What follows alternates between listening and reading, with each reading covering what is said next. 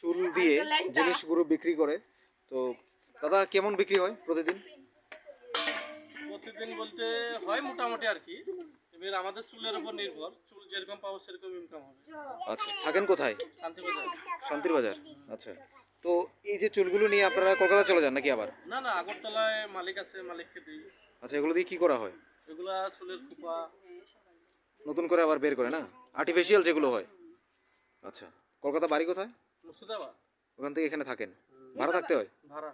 আচ্ছা, তো সব কিছু ভাড়া দিয়ে তারপরে এই চুলগুলো নিয়ে সারাদিন আপনার বাইক জার্নি করে সব কিছু বিক্রি করার পর চলে যায় সংসার? চলে।